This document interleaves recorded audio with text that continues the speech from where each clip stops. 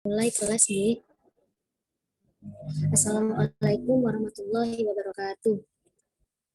Kami dari kelompok 12 dengan materi sains dan masa depan izin untuk memulai presentasi hari ini. Next.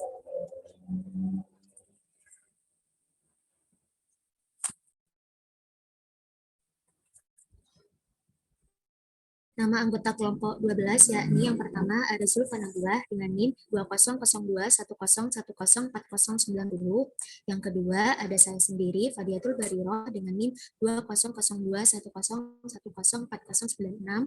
Dan yang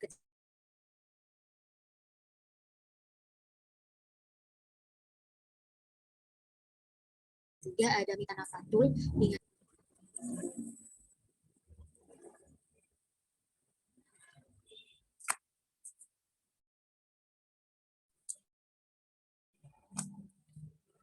untuk materi selanjutnya akan dilanjutkan oleh rekan kami Zulfa Nabila. Kepada Zulfa, kami persilakan. Baik, terima kasih saya sampaikan kepada moderator. Pada abad ke-21 ini, perkembangan dunia menjadi semakin cepat dan kompleks, di mana perubahan tersebut pada dasarnya ditunjukkan untuk meningkatkan kualitas hidup masyarakat modern.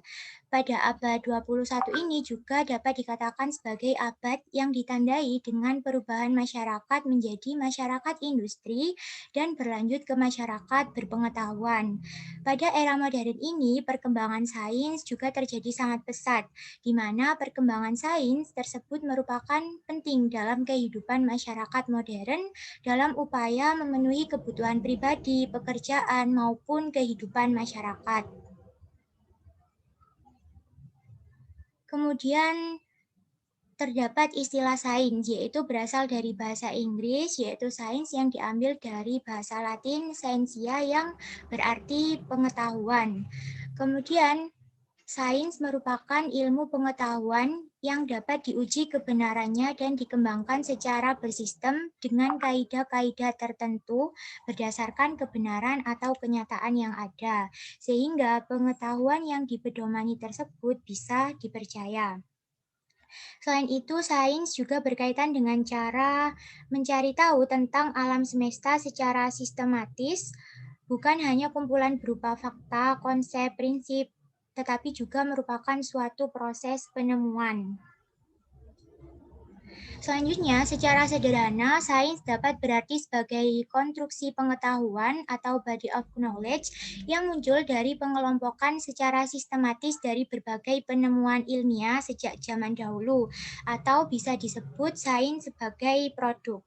Produk yang dimaksud adalah fakta-fakta, prinsip-prinsip, model-model, hukum-hukum alam, dan berbagai teori yang membentuk ilmu pengetahuan yang bisa diibaratkan sebagai bangunan di mana berbagai hasil kegiatan sains tersusun dari beberapa penemuan sebelumnya. Sains juga bisa berarti suatu metode khusus untuk memecahkan masalah atau biasa disebut dengan sains sebagai proses. Selanjutnya ada ciri-ciri sains modern. Yang pertama adalah dapat dilihat dari objek kajian sains modern, yaitu berupa benda-benda yang konkret. Benda-benda yang konkret adalah benda-benda yang bisa dieksperimenkan lewat laboratorium, yang berupa benda padat, cair, maupun gas. Jika benda-benda tersebut tidak dapat ditangkap oleh indera, maka dapat menggunakan alat bantu. Contohnya, pengamatan terhadap virus dapat dilakukan dengan menggunakan mikroskop elektron dan baterai dengan bantuan mikroskop cahaya. Yang kedua, sains modern juga mengembangkan pengalaman-pengalaman secara empiris. Hal itu berarti pemecahan masalah dilakukan berdasarkan pengamatan yang dapat dirasakan oleh semua orang atau pengalaman nyata secara empiris. Yang ketiga, sains modern menggunakan langkah-langkah yang sistematis. Bahkan dalam proses pemecahan masalah, sains modern juga menggunakan langkah-langkah yang teratur sesuai dengan aturan-aturan yang telah ditetapkan. Langkah-langkah yang sistematis tersebut berlaku untuk setiap bidang kajian sains modern dengan hasil yang sama, jika dilakukan pada situasi yang sama pula. Kemudian yang keempat, ada hasil atau produk sains modern bersifat objektif. Artinya, temuan tersebut tidak dapat dipengaruhi oleh subjektivitas pelaku eksperimen atas hasil pemesanan dari pihak lain yang bersifat memihak. Sains modern hanya memihak kepada kebenaran yang bersifat ilmiah. Yang kelima, sains modern menggunakan cara berpikir yang logis. Cara berpikir logis dapat menggunakan logika akan mengikuti kontinuitas dalam berpikir secara sistematis. Dan yang terakhir yaitu keenam, hukum-hukum yang dihasilkan oleh sains modern dapat bersifat universal. Artinya bisa dilakukan di mana saja, oleh siapa saja, serta kapan saja pada dasarnya akan mendapatkan hasil yang sama juga. Selanjutnya, dalam perjalanannya, sains dan teknologi merupakan satu kesatuan yang tidak dapat dipisahkan, di mana perkembangan ilmu pengetahuan atau sains berjalan seiring dengan kemajuan teknologi.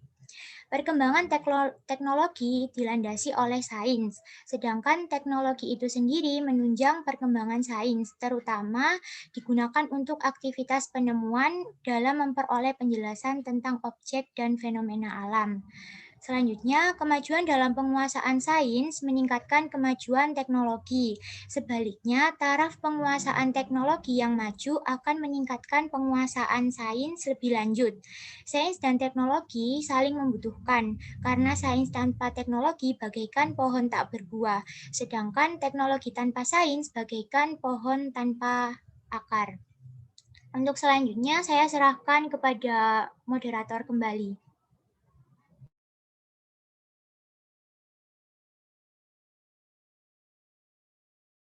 Untuk selanjutnya akan disampaikan oleh saya sendiri.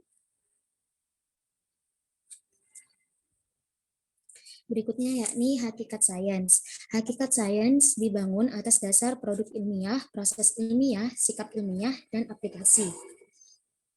Yang pertama, produk ilmiah. Sains sebagai produk merupakan pengetahuan yang terdiri atas konsep, prinsip, hukum, dan teori. Yang kedua, yakni proses ilmiah. Proses sains terdiri dari keterampilan proses untuk mendapatkan dan mengembangkan ilmu sains itu sendiri. Yang ketiga, yakni ada sikap ilmiah. Sikap ilmiah di sini akan membentuk suatu nilai atau karakter. Yang keempat, ada aplikasi. Aplikasi sains merupakan penerapan konsep sains yang bersifat abstrak dalam bentuk yang konkret yang berupa teknologi. Next.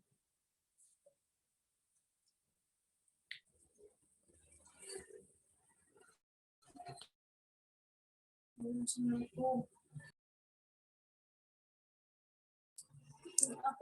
untuk selanjutnya yakni peranan sains teknologi bagi kehidupan manusia. Yang pertama, dalam bidang telekomunikasi.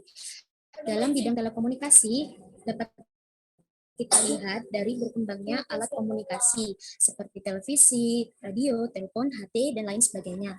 Yang kedua, dalam bidang pertahanan dan keamanan. Dalam bidang ini, alat dan persenjataan dibuat secara canggih dan sehingga dapat mempertahankan keamanan wilayah dengan baik. Selanjutnya, dalam bidang yang ketiga yakni ada bidang kedokteran dan kesehatan. Di sini dapat menghasilkan produk berupa alat-alat operasi yang mutakhir, obat-obatan, penggunaan benda radioaktif untuk pengobatan dan mendiagnosis penyakit, serta berupa upaya cangkok mata, cangkok hati, dan cangkok ginjal. Nah, next.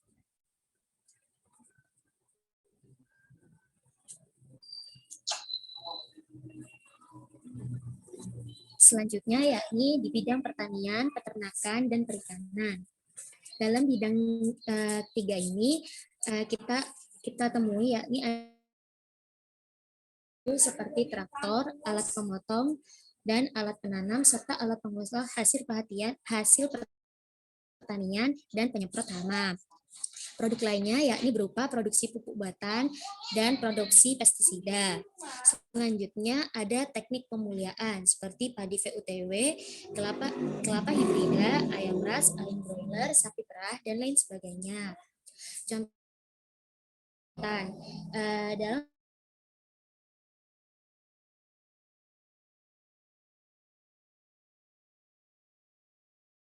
teknik mutasi buatan, di sini implementasinya berupa pengalengan ikan, buah-buahan, dan lain sebagainya.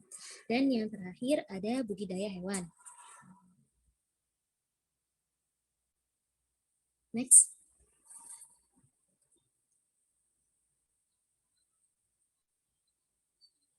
Bidang yang selanjutnya yakni ada bidang transportasi. Dalam bidang ini terdapat penemuan teknik modern berupa dari penerbangan, teknik kimia, teknik sipil, teknik listrik, dan teknik mekanik yang menghasilkan bahan-bahan dasar untuk industri, mesin-mesin yang sangat kompleks, serta pesawat terbang yang canggih, dan lain sebagainya.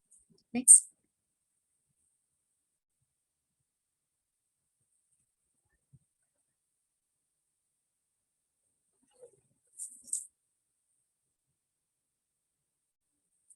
Selanjutnya yakni penguasaan ilmu pengetahuan dan teknologi saat ini menjadi kunci penting dalam menghadapi tantangan di masa depan. Berbagai tantangan yang muncul dapat berkaitan dengan peningkatan kualitas hidup, pemerataan pembangunan, serta kemampuan untuk mengembangkan sumber daya manusia. Oleh karena merupakan bagian dari pendidikan yang berperan penting dalam menyiapkan peserta didik yang memiliki literasi sains,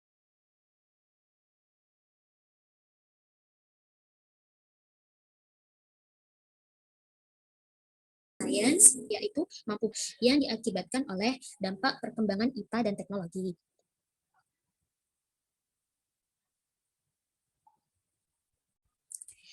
Literasi sains. Menurut PISA Nasional 2006, literasi sains memiliki definisi yakni kemampuan dalam penggunaan pengetahuan sains, mengidentifikasi pertanyaan, dan menarik kesimpulan berdasarkan bukti yang konkret. Nah, dalam rangka memahami serta membuat keputusan yang berkenaan dengan alam dan perubahan yang dilakukan terhadap alam melalui aktivitas manusia. Literasi sains juga memandang pentingnya keterampilan berpikir dan bertindak yang melibatkan penguasaan berpikir dan menggunakan cara yang berpikir saintifik dalam mengenal dan menyikapi isu-isu sosial. Literasi sains sangat penting bagi siswa untuk memahami lingkungan, kesehatan, ekonomi, sosial, modern, dan teknologi. Untuk materi yang selanjutnya akan dilanjutkan oleh rekan kami, Mita Hamatul Rahma. Kepada pemateri, kami persilakan. Baik, terima kasih kepada moderator. Saya akan melanjutkan materinya. Pendidikan ini merupakan salah satu bidang yang cukup strategis untuk dapat digunakan sebagai wahana dalam pengembangan sumber daya manusia. Pada abad ke-21, pendidikan ini menjadi semakin penting untuk menjamin peserta didik memiliki keterampilan, belajar, dan berinovasi. Nah, keterampilan menggunakan teknologi dan media informasi ini serta dapat bekerja dan bertahan hidup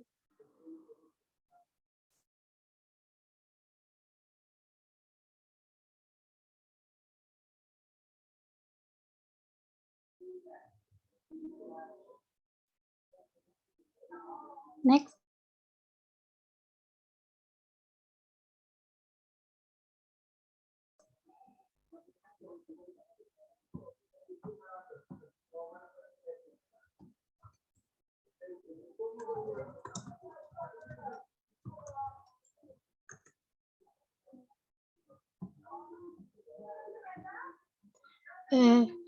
Depdiknas pada tahun 2007 telah mengkaji kebijakan kurikulum mata pelajaran IPA yang berkaitan dengan literasi sains.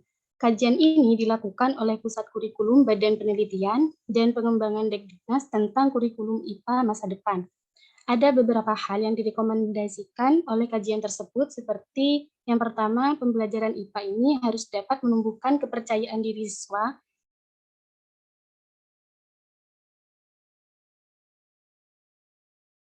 dengan menganggap serta yakin bahwa mereka mampu untuk belajar IPA.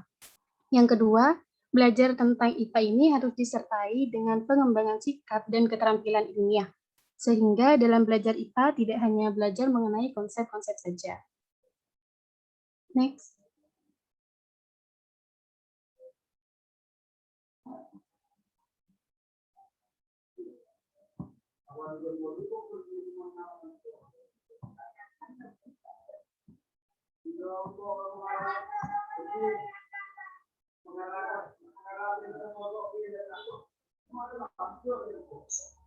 Next.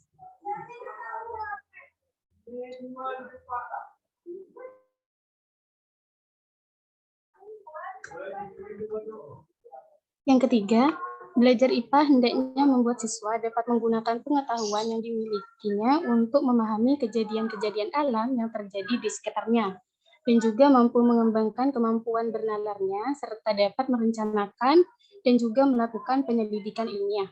Yang keempat, belajar IPA ini harus dapat mengembangkan keterampilan proses sains bagi siswa, guru, dan juga calon guru untuk mengembangkan kemampuan mengobservasi, merencanakan penyelidikan, menafsirkan atau interpretasi data dan informasi seperti narasi, gambar, bagan, tabel, dan serta menarik kesimpulan. Selanjutnya, perkembangan sains.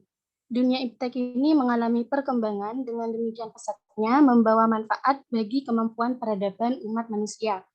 Nah, hal ini dapat dibuktikan pada jenis-jenis pekerjaan yang sebelumnya menuntut kemampuan fisik secara besar-besaran, saat ini relatif dan dapat digantikan oleh perangkat mesin-mesin otomatis. Sistem kerja robotis ini telah mengalihfungsikan tenaga otot manusia dengan pembesaran dan juga percepatan yang menakjubkan. Di sini ada dampak sains dan teknologi, dampak positif sains dan juga teknologi dalam peradaban manusia. Yang pertama, sumber pengetahuan yang selalu berkembang di masanya. Yang kedua, pusat segala pertukaran informasi. Yang ketiga, memberikan informasi yang tepat, cepat, dan juga akurat. Yang keempat, dalam bidang komunikasi ini tidak terbatas oleh jarak dan juga waktu. Yang terakhir, dalam bidang transportasi. Dalam bidang transportasi ini terdapat banyak pilihan jenis transportasi untuk manusia dengan variasi kecepatan, waktu, dan juga harga. Next.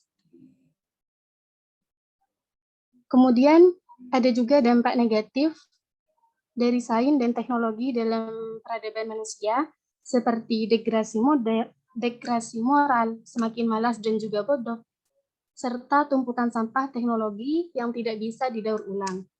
Terima kasih. Selanjutnya saya kembalikan kepada moderator. Baik, terima kasih pemateri atas pemaparannya. Untuk yang selanjutnya yakni kami sesi pertanyaan. Di sini kami membuka 3 kesempatan bagi teman-teman yang ingin bertanya. Boleh ditulis di kolom chat atau bertanya secara langsung. Terima kasih.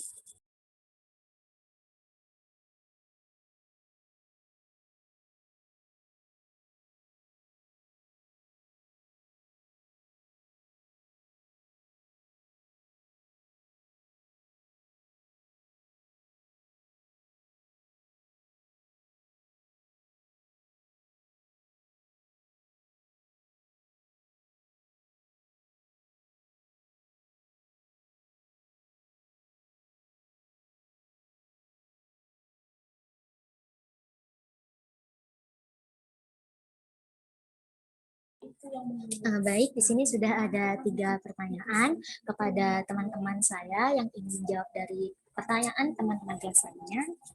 Saya persilakan.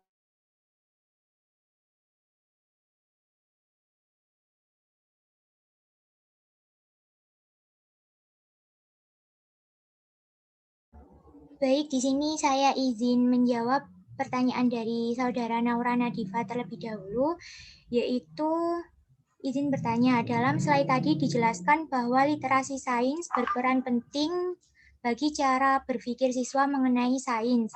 Berdasarkan studi PISA 2018 menunjukkan bahwa literasi sains di Indonesia bisa dikatakan cukup rendah daripada negara lainnya. Padahal literasi sains ini berperan penting untuk masa depan siswa di era revolusi dalam berpikir kritis dan mengembangkan teknologi. Bagaimana tanggapan pemateri berdasarkan hal tersebut? Baik, terima kasih sebelumnya atas pertanyaannya. Jadi literasi sains sendiri sangat berperan penting dalam dunia pendidikan sains, terutama pada masa kini di mana penguasaan ilmu pengetahuan dan teknologi menjadi kunci penting dalam menghadapi tantangan maupun persaingan di masa depan. Kemudian mengenai pencapaian Indonesia dalam literasi sains, yaitu PISA sendiri memang termasuk ke dalam negara yang masih rendah literasi sainsnya dibandingkan dengan negara lainnya. Nah, tentu hal tersebut dapat membuat bangsa Indonesia tertinggal dengan bangsa lainnya dan tidak dapat menjajari bangsa lain yang memiliki penguasaan ilmu pengetahuan dan teknologi yang lebih maju. Oleh karena itu, bangsa Indonesia harus mampu mengembangkan budaya literasi agar mampu menghadapi abad ke-21 ini dan di masa depan. Kemudian dalam menanggapi tingkat literasi yang rendah tersebut, negara Indonesia sendiri juga berupaya mengubah kurikulum pendidikannya, yaitu terciptanya kurikulum 2013, di mana dalam kurikulum 2013 dapat terlihat jelas literasi sains mulai terlihat melalui pembelajaran inquiry ilmiah, yaitu melibatkan proses dan sikap sains sehingga siswa mampu mengkonstruksikan ilmu pengetahuan yang didapatnya.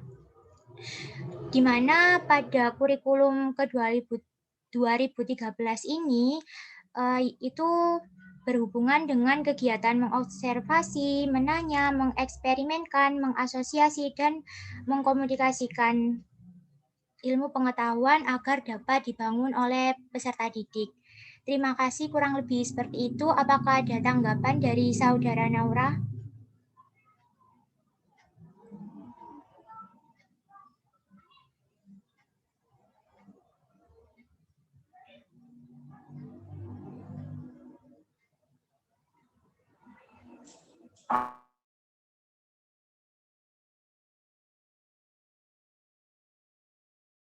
Baik, terima kasih untuk Saudara Naura.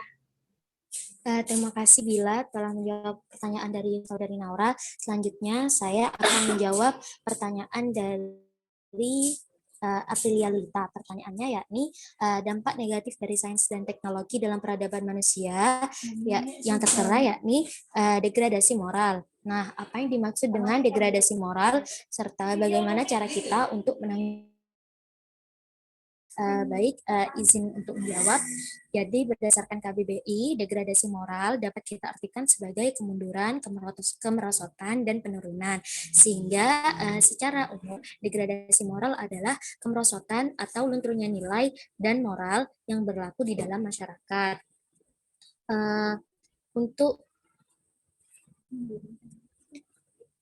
Untuk menanggulangi degradasi moral, jadi di sini kita bisa melakukan edukasi dalam keluarga. Di sini orang tua memiliki posisi yang strategis. Nah, di sini orang tua bisa menjadikan rumah sebagai tempat sosialisasi bagi anak-anaknya mengenai peradaban dan hal-hal yang ada di dalamnya seperti nilai-nilai sosial, tradisi, prinsip, keterampilan, dan pola perilaku dalam segala aspek. Dalam hal tersebut, keluarga juga harus benar-benar berperan sebagai sarana pendidik dan memberikan nilai-nilai budaya yang mendasar dalam kehidupan anak tersebut. Sehingga orang tua diwajibkan untuk membekali anak dengan nilai-nilai yang berlaku di masyarakat. Di sini juga ada kewajiban dari orang tua untuk memberikan 12 nilai kehidupan mendasar yang sangat perlu untuk ditanamkan kepada anak agar ia dapat bersosialisasi dan hidup di masyarakat dengan baik. 12 nilai-nilai tersebut meliputi nilai kedamaian, persatuan, penghargaan, kebebasan, cinta, kesederhanaan, toleransi, tanggung jawab, kejujuran, kebahagiaan, kerendahan hati, dan kerjasama. Sekian yang dapat saya sampaikan. Apakah ada feedback dari Saudari Aprilia? Tidak ada, Pak. Dan sudah dapat ditampung jawabannya. Terima kasih atas jawabannya. Oke, baik, sama-sama. Untuk selanjutnya, dari teman kami, Mita Nafatul, kami persilakan untuk menjawab pertanyaan dari Saudari Yuli. Kepada Mita, dipersilakan.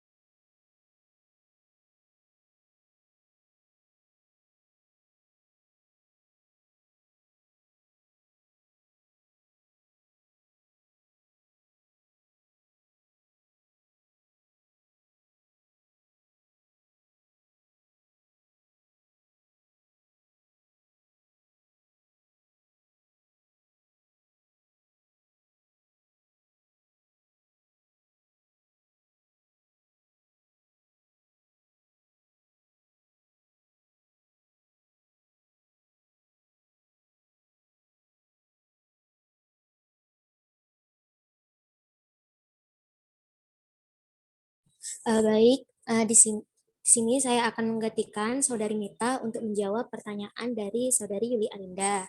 Pertanyaan dari Saudari Yuli yakni bagaimana cara meningkatkan kemampuan literasi sains pada siswa. Jadi di sini literasi sains kan merupakan salah satu literasi yang harus dikuasai oleh siswa Indonesia. Nah, di sini guru dapat memberikan kelas yang bersifat based learning.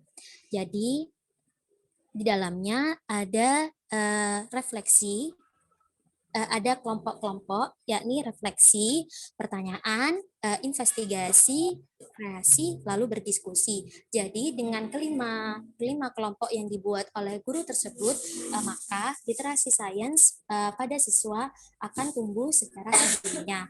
Apakah ada tanggapan dari Saudari Yuli? Sudah jelas, terima kasih. Baik, sama-sama. Terima kasih atas perhatian teman-teman semua. Kurang lebihnya dari kelompok 12. Mohon maaf. Wassalamualaikum warahmatullahi wabarakatuh. Waalaikumsalam warahmatullahi wabarakatuh. Waalaikumsalam warahmatullahi wabarakatuh.